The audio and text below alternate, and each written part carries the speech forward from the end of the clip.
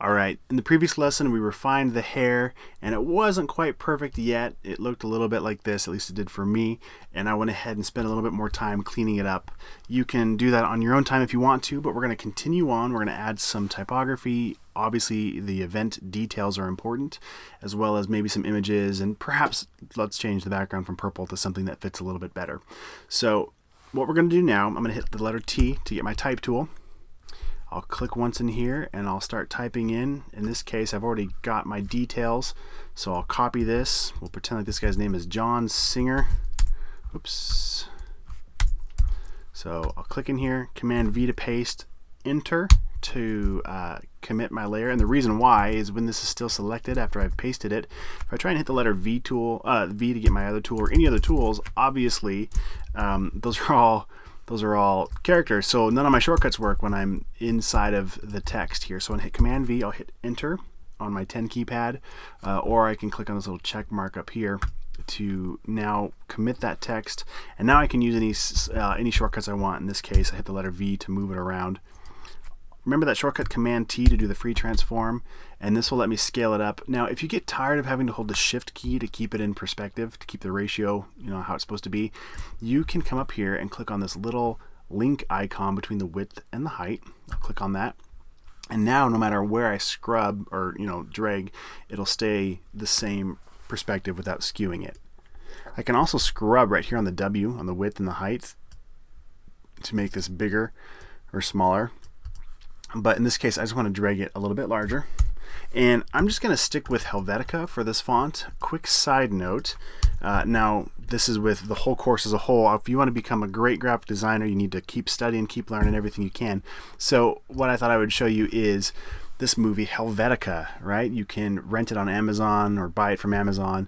On Netflix, if you have the DVD subscription, you could get it from there too. I'd highly recommend checking that out. It's great.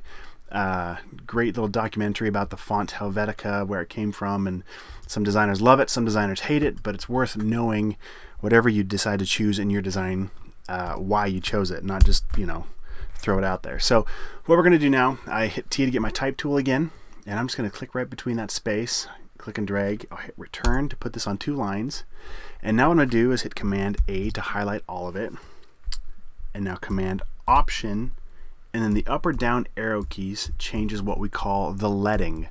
Back in the day when they used to set fonts, they would actually put physical pieces of lead between the font characters. And if you watch that Helvetica movie, you'll learn more about that. Anyway, so we're changing the width, which again is called leading. Another way to do that, and again I'm holding Command Option and the up or down arrow, Control Alt up and down on a PC.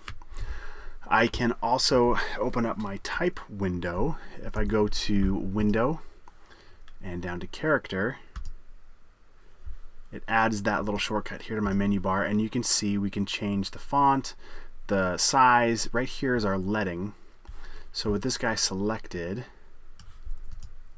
I can scrub here and change that gap size. Okay, so that's another way to make that change. What I was doing, I had it all selected, Command A, and again Command Option up or down, and you can see as I do that, this number over here is changing. Okay, so again, shortcuts will help you blaze through designs much faster and get your ideas out as quick as possible.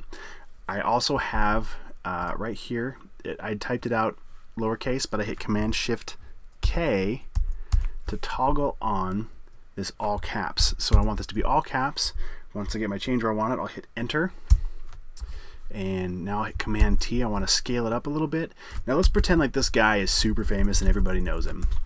He's some kind of a rock star singer. So we can get away with, I'm going to make this a little bit smaller.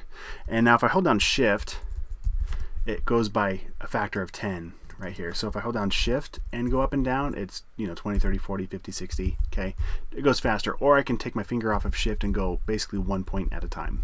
Okay, so I'm going to stack that right on top of itself. Hit the letter V to get my Move tool. And I am going to move this up behind. And when you did this, your type layer was probably on top here. And again, that's where layers are so awesome, because I can come over here, I'll click on him, and I'll drag this up above, or you can hit Command in the left bracket or right bracket keys. Those are the ones right next to your letter P. So if you look at your letter P on your keyboard, the very next one, that square bracket, if I hit Command in that, it'll send my layer below. Or if I hit the next one, it'll send my layer above.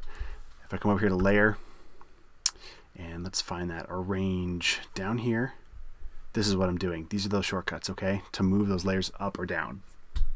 So we've got him in front, and again, let's pretend like this guy is super famous. Everybody knows him, so we could get away with really cropping this to where it's almost unlegible, you know, or maybe you lose some of his letters, or maybe you want to keep it to where if somebody's not familiar with this artist, it's still kind of legible. But that's where you have to choose. Do you want to be, you know, cutting edge and do something crazy, which would be kind of cool, kind of like a magazine style, or if it needs to be more of a functional piece where you don't want any information to be lost. So that's up to you as a graphic designer who's communicating to make those decisions. Okay, so we've got our text where we want it. Let's go ahead and bring in the other text here. So a lot of times what I'll do is I'll just copy all of this, Command C, come over here, and I'll click once. There's a couple ways we can work. I'll click once and paste this, which brings it all in like this, not inside of a text box, so I don't have the option to reflow my text. Or with my text tool, I can click and drag, and it makes a box that then my text fits within.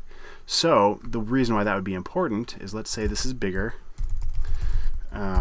and I'm using Command Shift and the period key, or Command Shift comma, to make it bigger or smaller. Okay, and inside of a text box, as I click and drag, it will reflow my text to fit in that box. This is great for paragraphs and things like that. So again, it is either click once and paste with my type tool, or click and drag to make that box.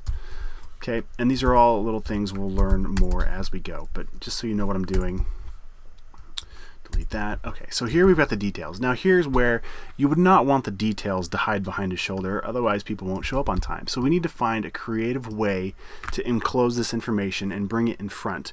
So first and foremost, I'll hit Command Shift and the right bracket key, so it's not the one right next to the letter P, but the one after that, to bring this layer all the way to the front.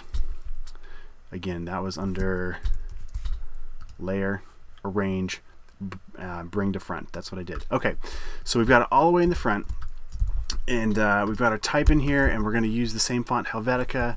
And let's go ahead and pause right here, and in the next lesson what we'll do is we'll work with shapes and textures to start really bringing this thing to life.